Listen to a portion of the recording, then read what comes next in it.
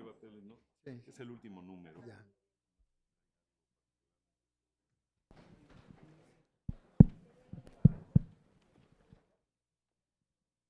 Fue lástima Carlos Monsiváis que se muriera justo cuando... Te aviso, ¿no? Y dije, tú por favor la discusión, ¿cuánto le va a ver? ¿Cada 3 o cada 5? ¿Qué hacemos? ¿Qué es lo que... De 3 en 3.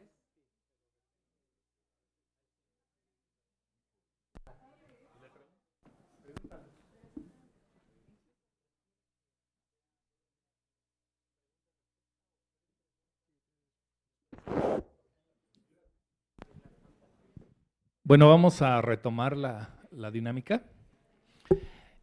Vamos a tomar 3 preguntas para que Joan las anote y después de esas 3 preguntas viene su participación y posteriormente, si hay interés en seguir preguntando, les voy a pedir por favor que vayan levantando la mano para que vayamos tomando el orden y en ese orden tenemos 2, ¿alguien más?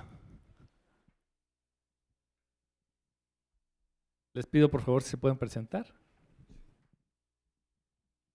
Buenas tardes, mi nombre es Josué, soy antropólogo físico.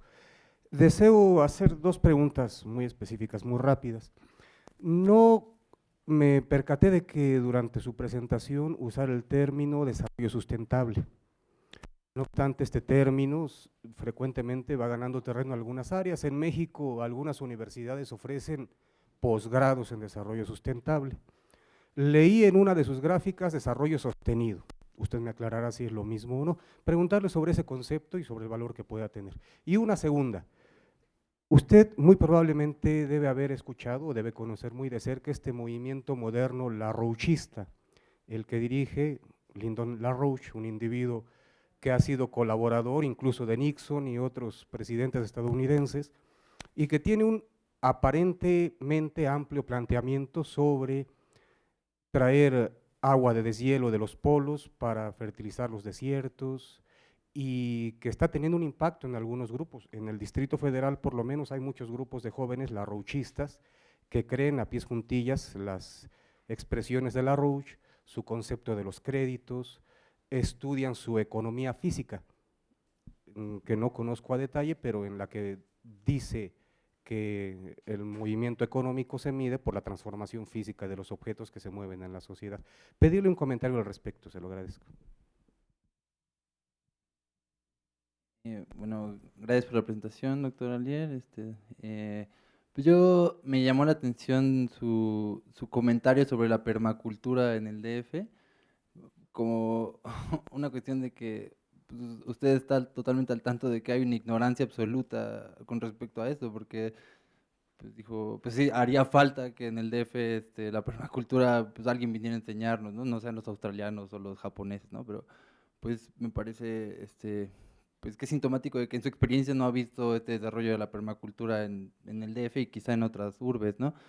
Entonces, sobre ese punto me interesa la relación que la permacultura pudiera tener para el desarrollo y conservación de biodiversidad en contextos urbanos, no solo como así bancos de semillas o producción orgánica de alimentos para consumo, porque me parece que es una forma que tendríamos de oponernos a las pues, actuales cambios en la legislación agraria, donde está estipulado que se va a restringir el acceso a semillas, se va a penalizar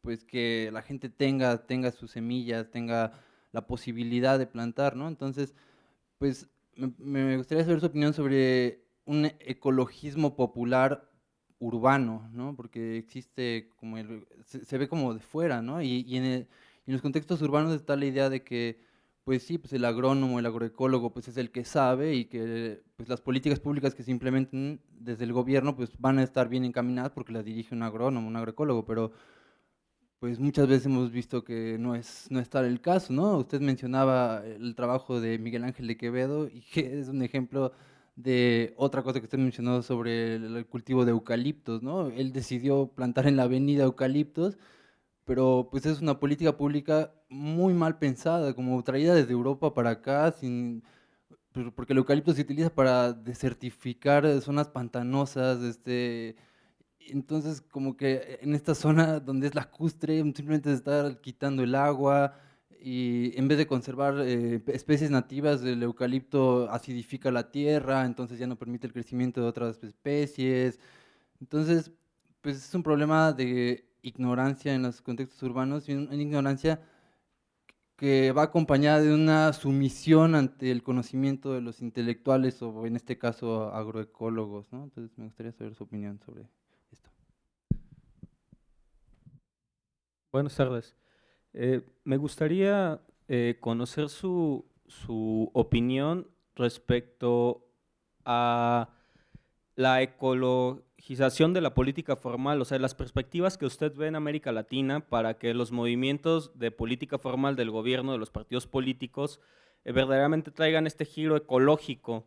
Esto en el sentido de que estamos en momentos donde pues, obviamente la población es mayormente pobre, los estragos de este ecocidio se están viendo tanto en la urbe como en el campo, ¿no? En la alimentación se ve claramente, por ejemplo, la calidad de la alimentación, las enfermedades que esto trae, y esto de alguna manera pues podría llegar a influir, ¿no? en los movimientos de política formal. No estoy hablando de los partidos ni los personajes políticos ya como enquistados, sino estoy hablando de movimientos con estas perspectivas que pudieran por esta justicia ambiental y esta justicia social que proclamaran como objetivos, llegar a estos cotos de poder, a estos lugares de poder y desde ahí empezar a hacer un cambio. Pero me gustaría saber las perspectivas y si cree que esto puede ser posible, ¿no? Esto indudablemente llevaría a la transformación del Estado como lo conocemos, de un Estado que funciona, ¿no?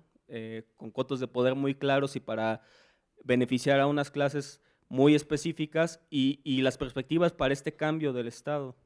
Sería mi pregunta. Bueno, son tres muy buenas preguntas, o cuatro, de hecho. La primera, desarrollo sustentable o sostenible. Yo sé que se ha usado de distinta manera acá y Enrique Leff es uno de los autores que lo ha distinguido. En inglés se dice Sustainable Development, que no sé si había que traducirlo como sostenible o sustentable.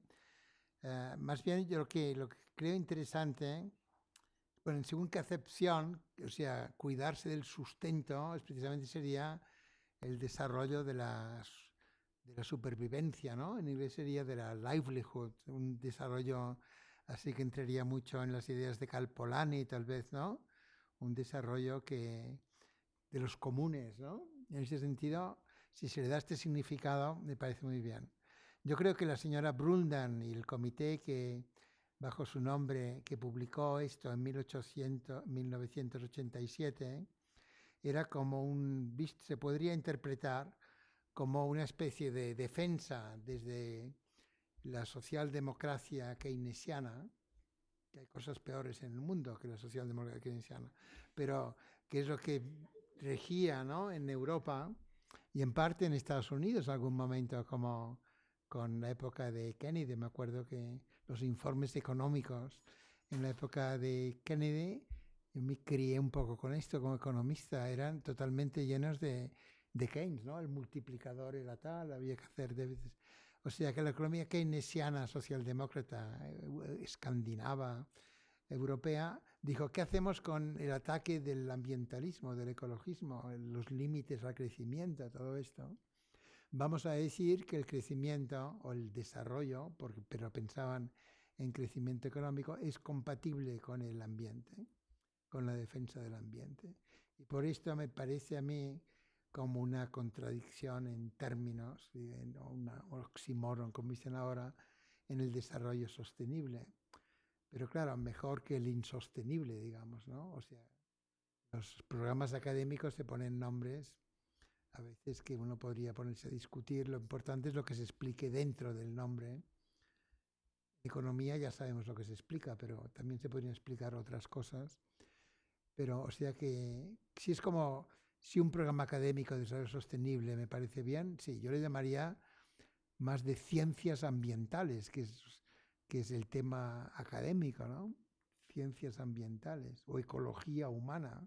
Esto es lo que científicamente se trata de hacer, ecología de los humanos. Y no ponerse a discutir si es de ciencias o de letras o de ciencias sociales, ¿no? Es de todo a la vez. Hacerle un edificio propio y pensar que tiene que ser de ciencias. Claro, entonces la gente que saldría allí serían graduados en ecología humana, quizá no tendrían trabajo, esto es verdad, no encontrarían. Si pones ingeniero en ecología humana, quizás sí, ¿no? Pero no hay que engañar mucho y creo que la disciplina, o el campo transdisciplinario es ecología humana. Yo diría, y aquí estudian economía ecológica, ecología política, agroecología, sociología ambiental, historia ambiental, todas las ciencias sociales que han nacido en los últimos años, pero también el metabolismo, química ambiental, algo de eso tiene que aprender, porque si no, no entiende lo otro. Pero haber contestado, o sea, después. Larouche, yo he leído a veces cosas de Larouche, no sé si está vivo o muerto, Larouche. Pero como cualquier ser humano puede optar por la reencarnación, pero no sé cuánto depende del movimiento de él. Y sí que ha escrito mucho de energía, no me parece que tenga un valor científico grande porque es mucho de segunda mano, ¿no? Como si él hubiera inventado todo, no cita a otros autores, ¿no? Antes vino alguien y dijo, ¿por qué no ha citado la negentropía, ¿no? Desde el año 45 del Schrödinger, que me olvidé el nombre de Schrödinger, o de antes algunos de que la economía en algún sistema muy concreto puede ser antientrópica, aunque exporta la entropía a otros sitios. Todo esto él, que yo sepa, no lo discute mucho. Pero sí va a crear como unos grupos, digamos, que deben leer cosas de energía, que me parece bien, pero que como tal grupo un poco así sectario, vamos a decir, tienen como una conciencia de que ellos están en lo cierto y la otra gente no está en lo cierto, ¿no? Un poco como agresivo incluso intelectualmente. Y esto me parece mal, porque aquí hay más que en Barcelona, incluso teniendo en cuenta la proporción de habitantes, no lo sé, ¿no? Porque en México. Creo que en algunas cosas es un pensamiento que tiene muy de derecha también, en otros no. No me parece de mucho interés, pero sí de interés politológico y sociológico en ver quiénes son los que lo han leído, ¿no? Bueno, muchas veces la gente necesita refugiarse o tener algún gurú, alguna especie de grupo de amigos, ¿no? No sé lo que hacen en la práctica. No le doy importancia científica, digamos. En cuanto a la permacultura, espero haberme expresado bien antes, pero yo creo que la permacultura, sí, la permacultura del australiano que la predica o cualquiera es una gran cosa. Y yo creo en este ecologismo popular urbano. Creo en lo que en Estados Unidos llaman guerrilla food gardening, ¿no? Contra la especulación urbana. Si hay un sitio vacío en la ciudad, en vez de esperar que allí construyan otro edificio y ganen mucho dinero cuando ya hay demasiados edificios y hay hipotecas por todas partes, ¿no? Hubo como en Estados Unidos, en España, en Irlanda, este derroche de construcción que ha causado la crisis económica financiera porque no se puede ni pagar las hipotecas, es totalmente absurdo, ¿no es verdad? Mejor hubiera sido dedicar estos solares, se dice aquí, estos espacios urbanos vacíos, a jardines de agroecología para los vecinos, como se hizo en Cuba en parte por la crisis del año 90, y me parece muy bueno pedagógicamente, ¿no? Que los niños sepan de dónde viene la comida, y me parece que habría tecnologías para hacerlo así, me parece muy bien. Y no he hablado mucho de esto del ecologismo urbano popular, como me parece muy bien el ciclismo urbano y todo el movimiento de también tiene un nombre en inglés, de critical mass, ¿no? Porque empezó un poco, parece en San Francisco, pero yo he participado en esto no muchas veces, de ir en grupos de ciclistas para imponer los derechos de los ciclistas, y cada día practico derechos del peatón, digamos, ¿no? Contra la industria del automóvil en Barcelona, que por cierto los peatones estamos bastante bien tratados en Barcelona comparado con otros sitios del mundo, porque hay unas veredas amplias y podemos circular. Me parece muy importante imponer el ecologismo así en la ciudad. Por tanto, estoy totalmente de acuerdo en la permacultura, pero un permacultor mexicano que dijera, yo la milpa no me interesa, supongamos que exista, estoy seguro que no. Permacultor, tengo incluso exalumnos en Barcelona que son squatters, urbanos rurales, en zonas urbanas, y que practican permacultura, ¿no? Huertos agroecológicos con los vecinos, me parece, y son activistas, ¿eh? Para vivir, pero lo hacen porque creen en una idea que es esta. Creen en el cambio civilizatorio, ¿no? Pero un mexicano permacultor que dijera, yo la milpa no me interesa ni sé lo que es, ni la milpa lacandona, ni la milpa, ¿no?, a 0 metros de altura, ni la tarahumara es la que está, o la que está en el Estado de México, digamos. Quiere decir que está desde 100 metros hasta 3000. No me interesa ni los flujos del nitrógeno dentro de la milpa, ni todo esto, ni estoy maravillado de que inventaran algo así, ¿no? Sería una persona culturalmente discapacitada, que no es una palabra que debería haber usado, una palabra culturalmente pobre, digamos, ¿no? Empobrecido voluntariamente, digamos. En cambio, un permacultor en Australia, bueno, como ya acabaron con los aborígenes, que además no tenían mucha agricultura. Y también opino igual que usted respecto a los eucaliptos. Creo que los eucaliptos no es una buena... Y han nacido muchísimos movimientos contra eucaliptos, ¿no? Quizá Miguel Ángel Quevedo, dentro del conservacionismo, le podríamos poner, no en el conservacionismo de John Muir en Estados Unidos, conservar la naturaleza prístina, que aquí debería ser prístina pero habitada, ¿no? En muchos sitios, y conservada más o menos. Sino más bien en la ideología Gifford Pinchot, ¿no?, de la plantar árboles, en vez de destruirlo, plantar árboles, pero para un desarrollo sostenible, podríamos decir, una modernización ecológica, para un crecimiento que fuera sostenible, mejor que nada, pero yo no creo mucho en esto, ¿no? ¿De qué línea era Quevedo? Lo debería leer, y hay un libro de esta, ¿cómo se llama? Simonian, ¿no? Simonian, hay un libro de una autora norteamericana sobre el ecologismo en México, pues, que habla mucho de... En fin, debería informarme mejor sobre el asunto. La última pregunta es la más interesante, quizá, y difícil de contestar, que es, ¿habrá un ecologismo en la política formal, ¿no es verdad? ¿Y cómo debería ser? Yo creo que hay indicios de esto en América Latina. Por ejemplo, Alberto Acosta, que es muy amigo mío, un economista de Ecuador, que ya con cierta edad realmente se convirtió a la economía ecológica y al ecologismo popular, asociándose con ecologistas, ¿no?, que a su vez se asociaban con gente muy indígena o campesina, ¿no?, como es Acción Ecológica en Ecuador. Y fundamos una vez un instituto de estudios ecologistas en el cual viene gente de lugares, ¿no?, y les damos clase y aprendemos a la vez que damos clase. Y esto lo ha llevado mucho a Acción Ecológica, Esperanza Martínez, Ivonne Yáñez, gente muy notable que hay en Ecuador, mujeres casi todas, biólogas, que fundaron Acción Ecológica. Y Alberto Acosta fue presidente de la Asamblea Constituyente, ministro de Energía y Minas, el primer gobierno con Correa, es el que llevó de las ideas a la práctica, quería llevar la propuesta del Yasuní ITT, dejar el petróleo en tierra, y al final se peleó con Correa, o no tuvo suficiente paciencia, o Correa no tenía remedio.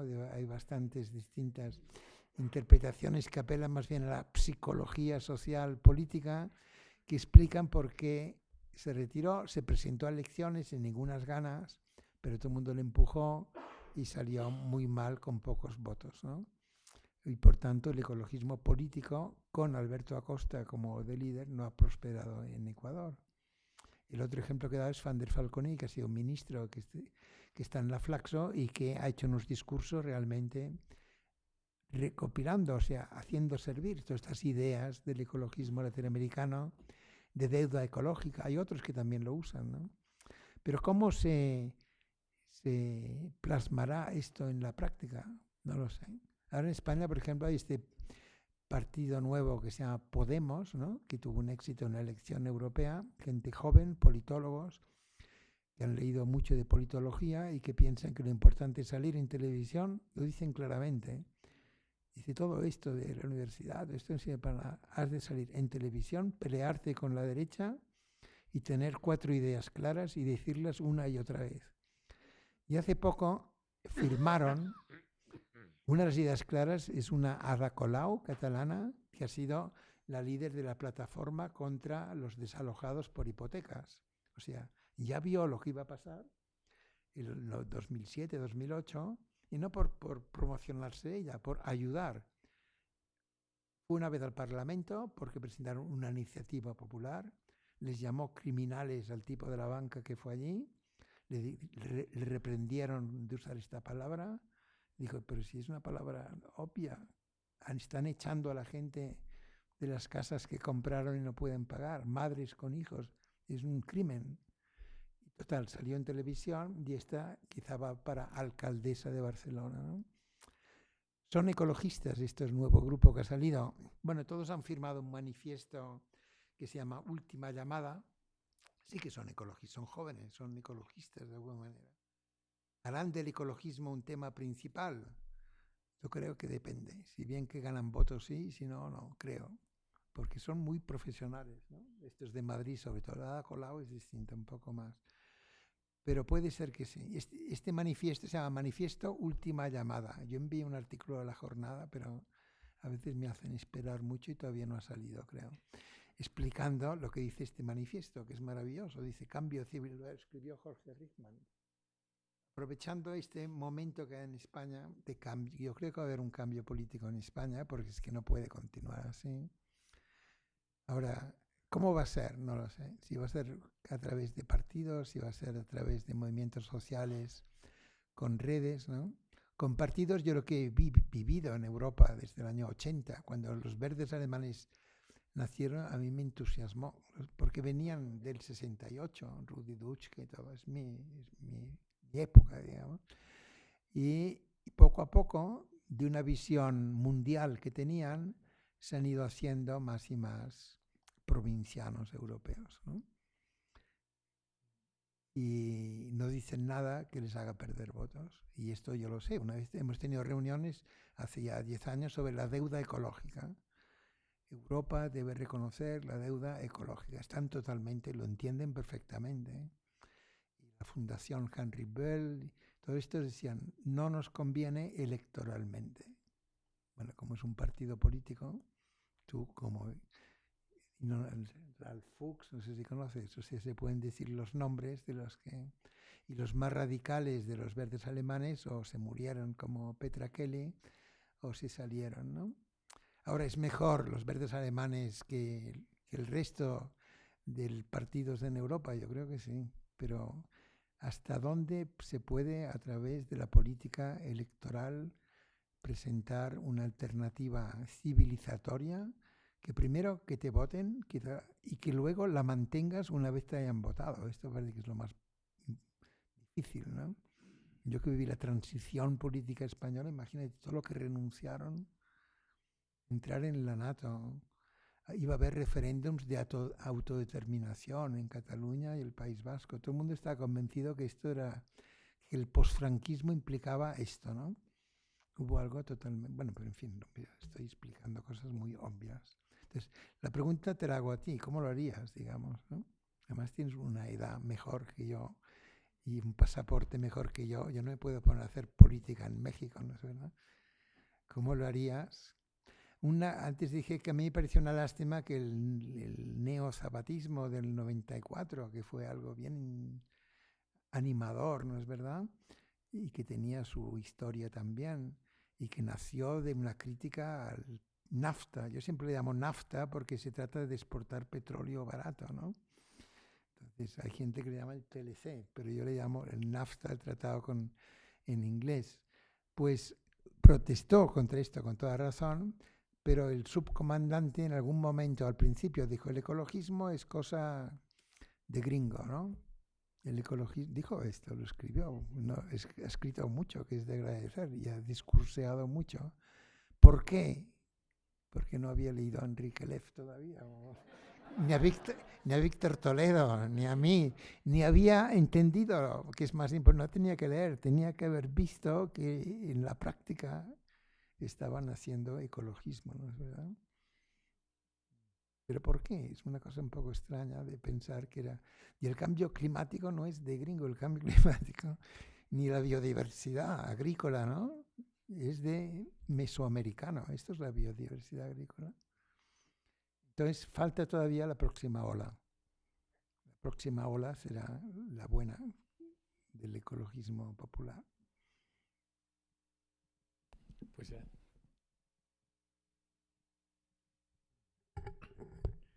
Bueno, sin más que ¿Ya no hay preguntar, preguntas? si hay alguna protesta, que protesten los que quieran protestar, la apuntaré. Buenas tardes. Bueno, yo le agradezco al instituto el que nos acerque a este tipo de personalidades. Creo que es bien valioso que hagan este tipo de cosas y agradecerle al doctor su presencia y la ponencia que dio fue maravillosa. Mi pregunta va relacionada con la ecología política y la economía ecológica y la ecología política. Tienen que ver con el mercado, con la sociedad y con gobierno. Yo hace poco leí a Peter Haas citando a Hulme que decía que los problemas ambientales son más el resultado de una crisis de gobernanza que el resultado de una crisis de mercado o de una falla de mercado. Me gustaría saber si está de acuerdo con ello o qué opinión le merece. Puedo contestarlo ya. Yo creo que la visión de la crisis de gobernanza es posible tenerla, ¿no? Por ejemplo, incluso a nivel internacional, que se pongan de acuerdo Obama y los dirigentes de la China con el cambio climático, que hagan un tratado. Como no lo hacen, uno puede decir, bueno, porque están jugando un juego en el sentido técnico, de teoría de juegos, que nadie quiere perder, no sé qué, y falta gobernanza, y no es un fallo del mercado, es un fallo de la gobernanza, ¿no? Yo creo que el fallo del mercado es una tontería, porque no es un fallo del mercado, no es una externalidad enorme, como dijo Esther, ¿no? La mayor externalidad que he visto, no, lo que es una transferencia de costos que nadie quiere sufrir el daño de los ricos del mundo, digamos, y incluso ignorando la ciencia que está bien demostrada. Y tampoco es un fallo, yo lo llamaría como algo, un abuso que está provocando un movimiento contrario de justicia climática. Pero no está mal describirlo de otras maneras y avanza la discusión. Pero yo no creo ni en el fallo del mercado ni en el fallo de gobierno, como dicen algunos, falta de gobernanza, sino mi interpretación es más en términos de estos conflictos y quién está a un lado, quién está a otro, y cómo estos conflictos pueden ir a hacer avanzar la sociedad y la economía en una cierta... Me interesa más los movimientos en la calle de justicia climática, como había en Copenhague, un montón, y la policía les pegó. Yo lo miraba un poco a distancia. Yo estaba ahí, pero un poco lejos. Pero, ¿qué es lo que estaba pasando dentro? Que no está pasando nada, ¿no? Claro, era un fallo de gobernanza dentro, pero, en fin, los que querían decir algo tampoco les dejaban decirlo.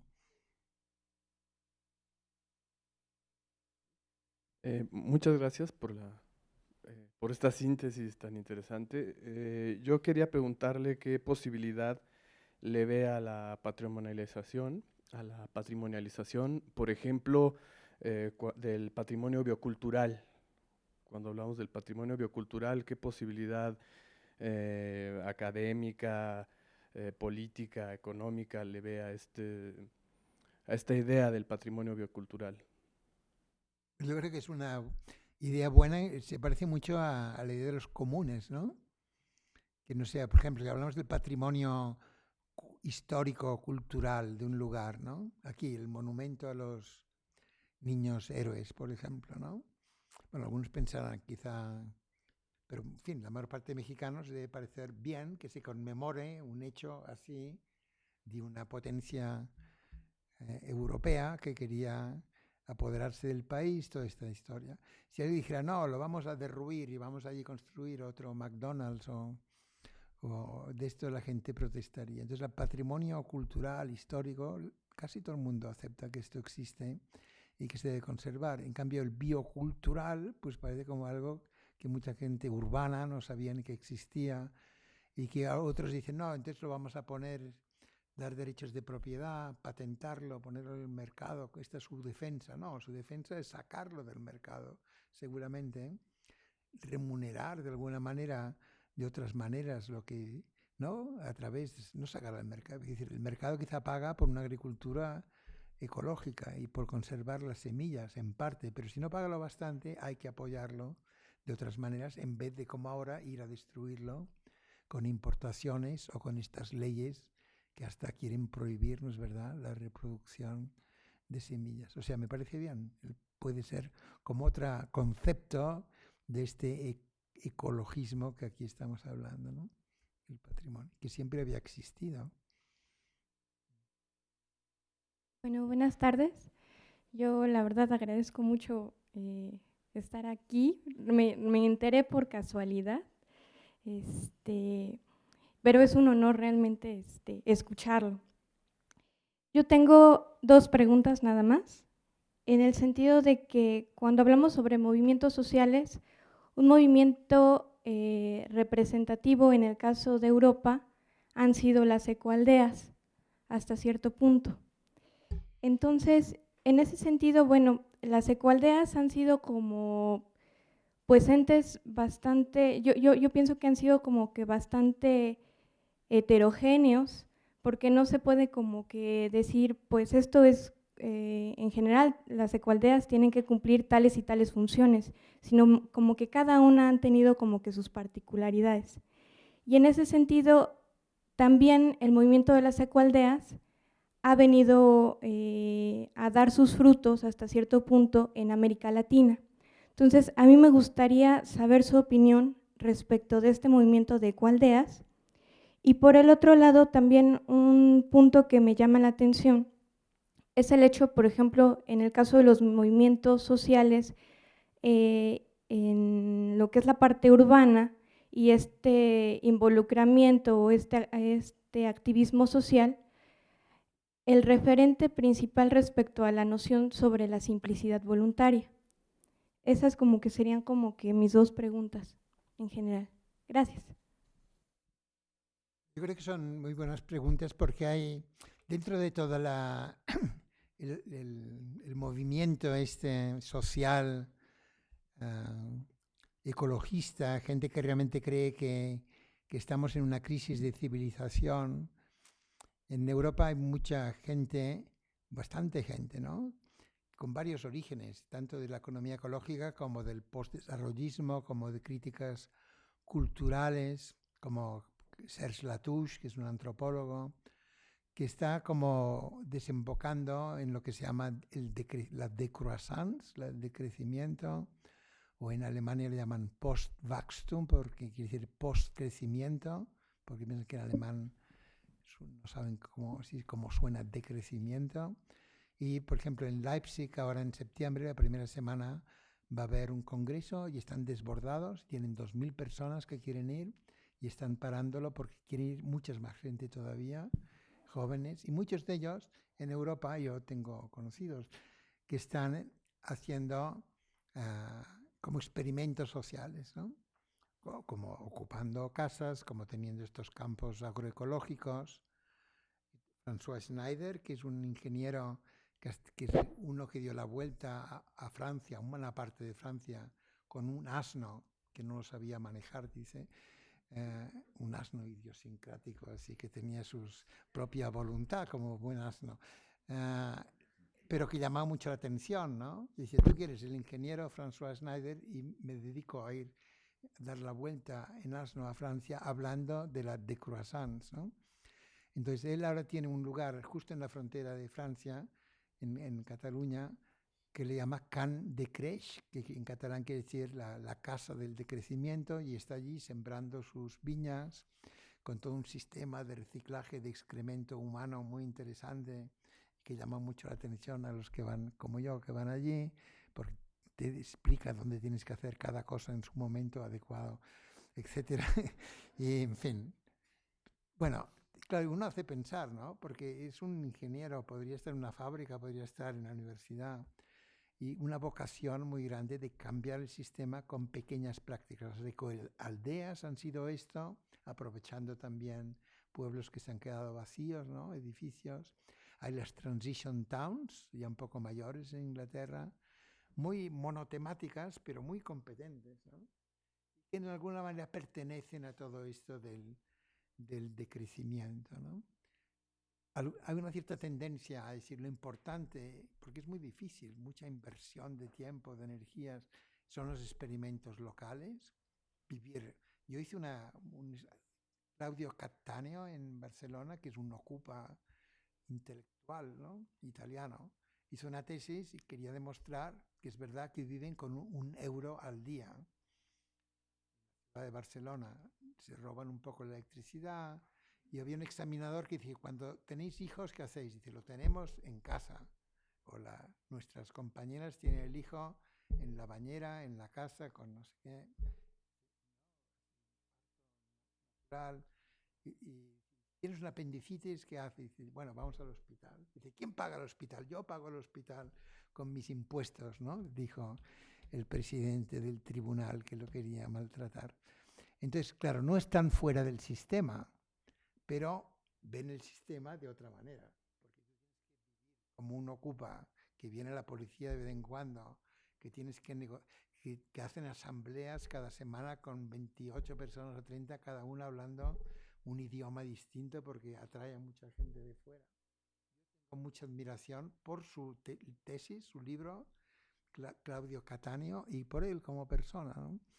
Y hay gente así. Entonces me parece muy bien estos experimentos.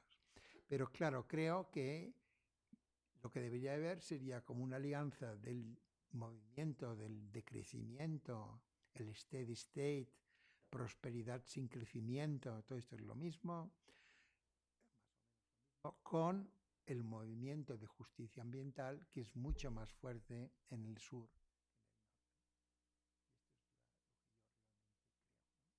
Creo que el empuje mayor puede venir del sur, donde mucha más gente padece las injusticias y matan a mucha más gente, matan a muchos más ambientalistas. Bueno, mejor que no maten a nadie, ¿no? En ningún sitio. Pero esto también significa algo, ¿no? Mariano Abarca, Betty Cariño, aquí hay listas. Luis Fernando Navarro ha publicado un libro entero y Víctor Toledo, de cuando publican la jornada listas de... Pero en Colombia pasa lo mismo, en Filipinas lo mismo, en la India no tanto. Entonces, este ecologismo popular es el aliado principal del norte. Y los del norte no pueden olvidarse de cómo es el mundo real. Toda la dificultad de la emigración del sur al norte, todo nuestro sobreconsumo, ¿no? Entonces, la simplicidad voluntaria es parte de esto, pero también ha nacido como algo local, como Ted Trainer en Australia otra vez. Me parece muy bien, ¿no? Pero no tiene que ser un movimiento único, tiene que verse dentro de esto. Tiene mucho que ver con religiones. Por ejemplo, Gandhi practicaba la simplicidad voluntaria, pero y Tolstoy también, dentro de lo que cabe, digamos, para un conde ruso y Thoreau, ¿no? Entonces yo creo que todo esto son cosas muy importantes, parte de lo que estamos discutiendo y se pueden ver conjuntamente. Hacer respuestas demasiado largas. No quiero cortar las preguntas, pero creo que estamos como acabando, ¿no? Si hay alguna muy urgente.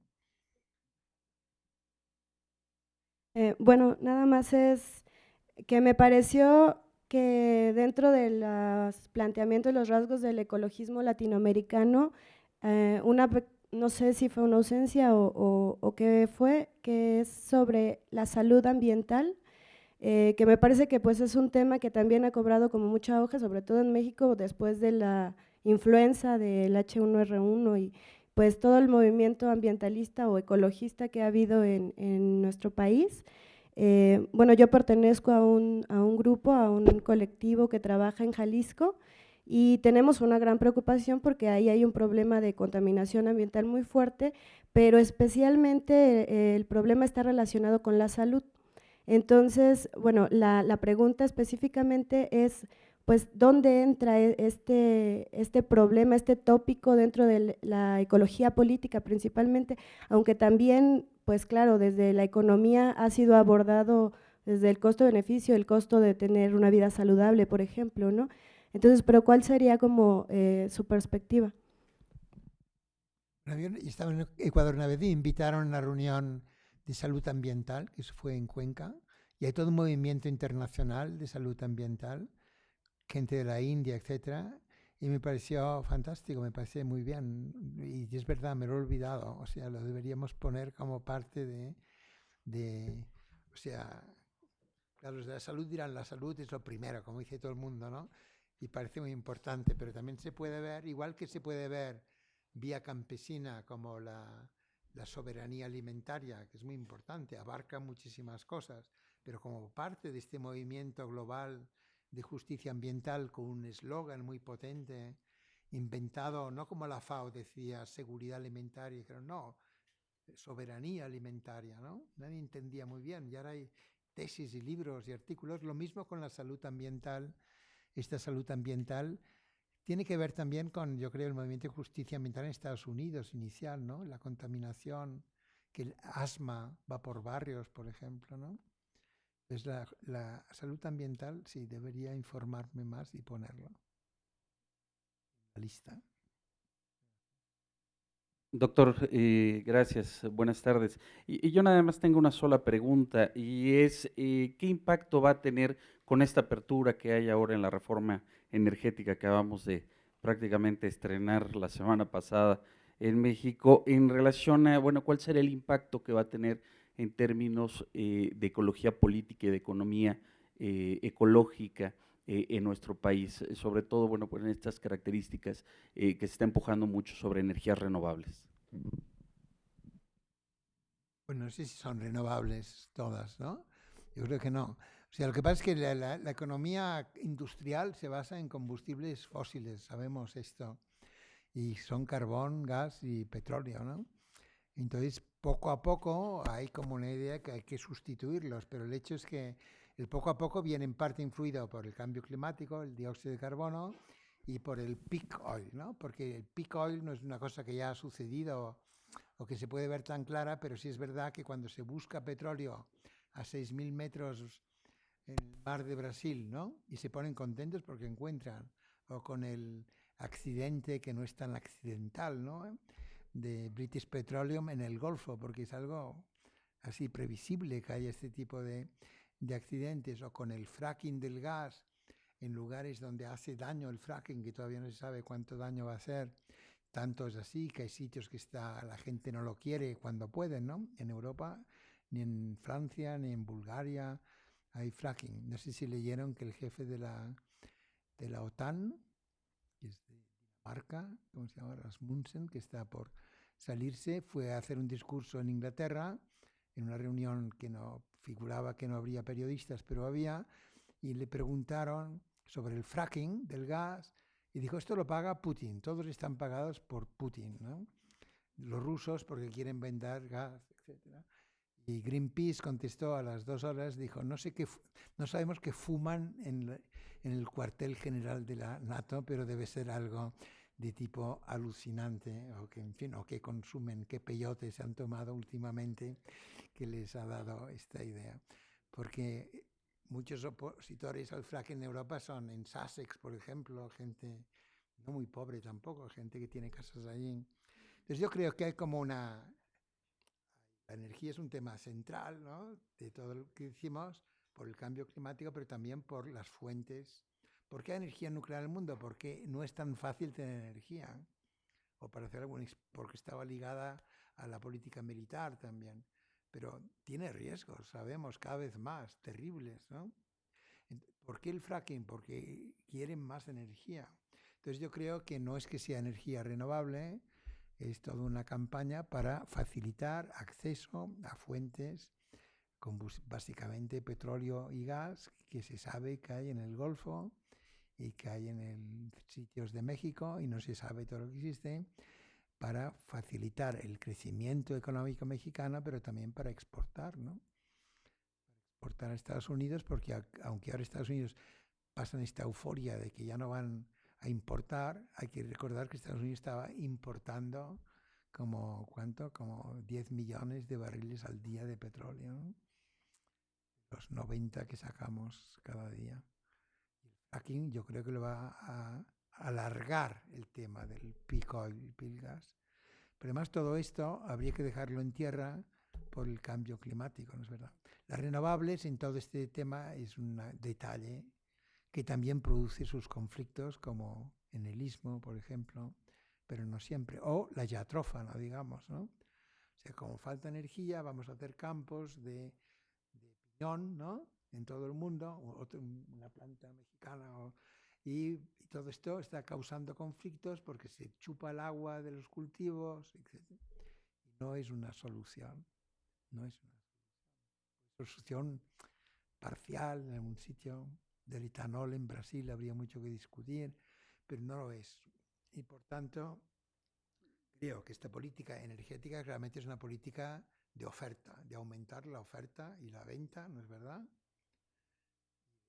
Hay inversiones porque no hay, porque Pemex no lo hacía bien. No es una política de gastar menos energía, ¿no es verdad? No sé qué dirá la ley, habrá de todo, pero no es una política. Una política para hacer algo que durante muchos años no se ha podido hacer por la revolución de petróleo nacionalizado, ¿no es verdad? O sea, pero es que es muy evidente, ¿eh? No hay que ser un gran observador.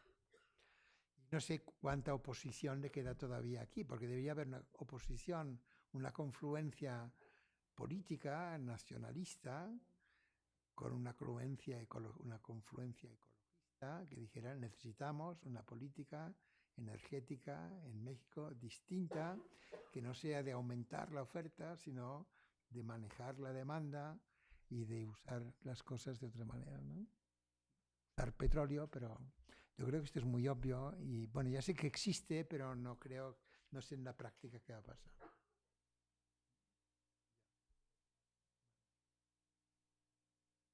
Bueno, yo tengo una pregunta, bueno, dos especialmente, más bien pensaría en una recomendación de algún texto. Yo estoy trabajando en la costa de Chiapas, la sierra y la planicie, y hay conflictos entre la elección de recursos naturales como el agua, la minería, los manglares, el turismo, ¿no? Es una zona con múltiples conflictos todavía no tan presentes, pero que están ahí ya eligiéndose los recursos naturales.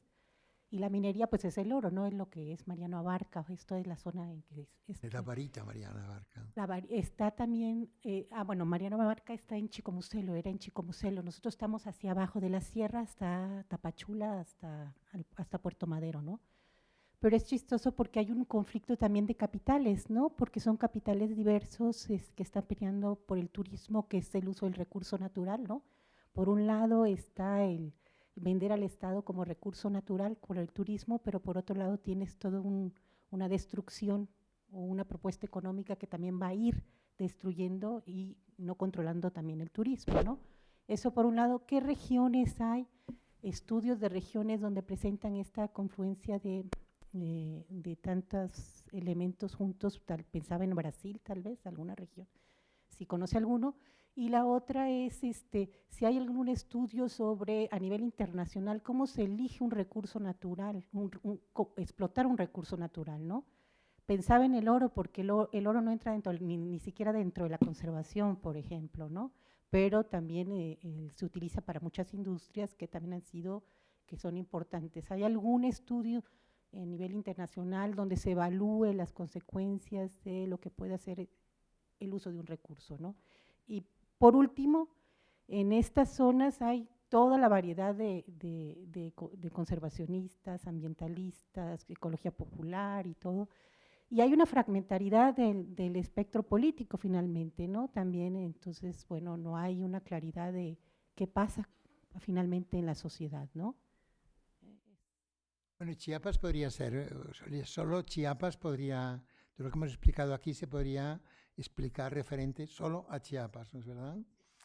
Desde los intentos de biopiratería, que otros llamaron de bioprospección, llamar Chiapas en una época tan lejana al estado de California, que tenía un proyecto de captura de carbono, ¿no? Estoy seguro con las mejores intenciones, pero que ha fracasado finalmente, se han negado a la gente local a que vaya adelante, hasta más la época de la caoba, ¿no? En Marqués de Comillas, y como hay este libro maravilloso de Vos, se llama, en el Fondo de Cultura, que, bueno, de Vos escribió muchas cosas interesantes sobre aquí, pero ¿por qué se llama Marqués de Comillas?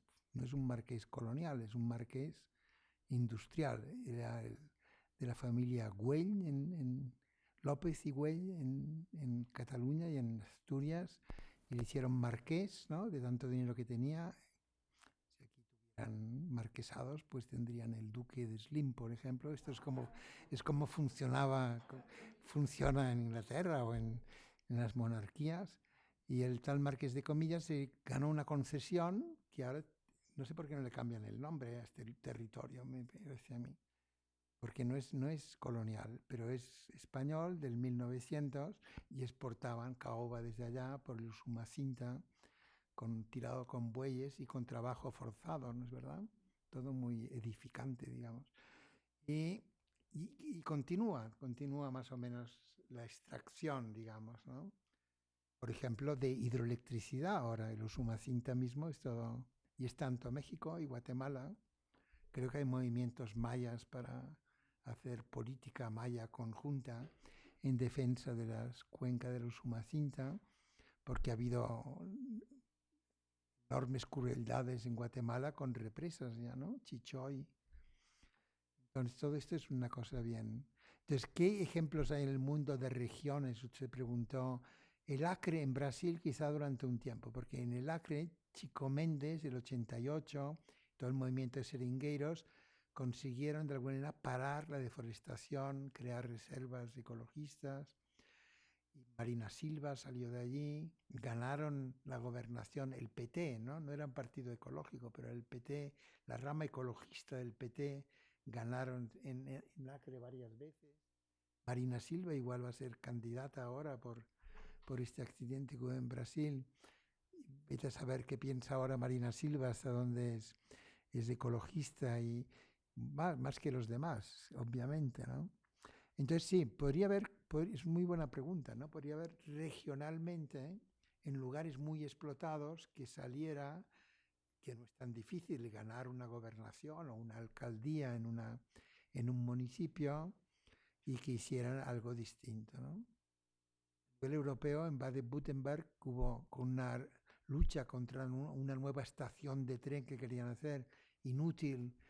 Los verdes ganaron hace 2 o 3 años, pero luego hicieron un referéndum y la gente votó para hacer la nueva estación de tren, que había sido el motivo que les había dado. O sea, no veo que en Europa haya casos así, pero podría haber. De Vermont, quizá en Estados Unidos, con estos senadores que tienen socialistas y verdes, siempre no sé qué influencia tienen localmente, pero podría ser. Sería muy buena pregunta para el politólogo que había antes. Es decir, en vez de pensar en la revolución ecologista mundial, cómo la vamos a hacer, que yo creo que sí, que puede avanzar, cómo a nivel regional se puede hacer, ¿no? A nivel local no te dejan hacer referéndums, si es muy regional puede ser que tengas un presupuesto mayor y puedes hacer algo, ¿no? Sí. Chiapas podría haber sido esto, declarar Chiapas región libre de intercambio ecológicamente desigual y de un conservacionismo más popular que se ha querido imponer en Montes Azules, según entiendo, y que sea una cosa así. Y basarse diciendo, ya, somos ecologistas de toda la vida, no hace falta que vengan a explicarlo, o más o menos, ¿no? Porque también hay. Entonces podría haber sido algo así. Quizás lo que es, ¿no? Quizá lo que ahora existe en Chiapas en algunos lugares ya es lo que usted está pensando. Pero yo creo que sería muy interesante ver esta visión para América Latina de regiones del ecologismo popular que te dejen hacer esto, ¿no? Por ejemplo, en la Argentina hay Famatina, una famosa mina de oro que quieren hacer, pero está contado, todo esto está muy contado en dinero, y los pasivos ambientales quiere decir deuda ambiental que tienen las empresas. Famatina es un lugar que no han dejado entrar a la empresa, que no me acuerdo cómo se llama ahora. Está en el glaciar, igual que Esquel en Argentina, en Patagonia, un pueblo que se negó a la minería de oro. Pues de alguna manera es como si han declarado un poco. O sea, me parece casi más interesante esto que ver si en Inglaterra hay una transition town que sale en el New York Times y que es más fácil informarte por la simetría que hay de la información, ¿no? Estos experimentos en el sur, nacidos así de la oposición, ¿no? Una vez yo estuve en Oaxaca con Víctor Toledo en los pueblos mancomunados, tendrán ustedes su opinión, de la Sierra Norte de Oaxaca, pero a mí lo que me llamó la atención es que salía de una lucha que había habido contra una empresa que deforestaba, ¿no es verdad? Y salió esto. En cambio, según yo entiendo, en Guerrero ha habido mucha resistencia con Blois Cascade o Blois Cascade y esto Rodolfo Montiel y toda esta lucha tan larga, pero tal vez será por la violencia que hay en Guerrero o lo que sea, que yo sepa no ha salido una alternativa organizada. Pero en Cherán, en Michoacán, pasa lo que usted dice, ¿no? Tengo entendido. Bueno, pasará de todo, pero pueblos que resisten y de ahí, de la resistencia nacen alternativas. Esto podría ser políticas también. Y esto podría ser que fuera el camino a nivel regional, ¿verdad? La última pregunta. Hola, buenas tardes. Mi nombre es Madaí, soy estudiante de Antropología Social. Lo menciono porque más o menos de ahí parten un poco mis inquietudes. Es una pregunta y un comentario. Bueno, parto un poco de la reivindicación que se hace respecto a qué está en el centro del conflicto, en lo que usted llama los conflictos ecológico-distributivos, al menos lo que yo he visto en México con algunas resistencias y que hablan de la defensa del territorio, ya sea si están contra empresas, contra parques eólicos o mineras o mismo Cherán. Se habla mucho de una disputa por el territorio, que creo que, bueno, que más bien mi pregunta va hacia cómo usted relaciona el territorio con su propuesta desde la ecología política o la economía ecológica. Y la segunda es un comentario. He leído un poco sobre los lenguajes de valoración y como que me hace un poco de ruido porque pienso que las implicaciones de los lenguajes de valoración con comunidades indígenas o con una diferencia cultural va más allá de solo los lenguajes, sino también de prácticas. Bueno, según como yo entiendo cuando se habla de lenguajes de valoración, pienso que la antropología, tiene una larga tradición en este sentido y creo que hablar de lenguajes de valoración no dejaría ver una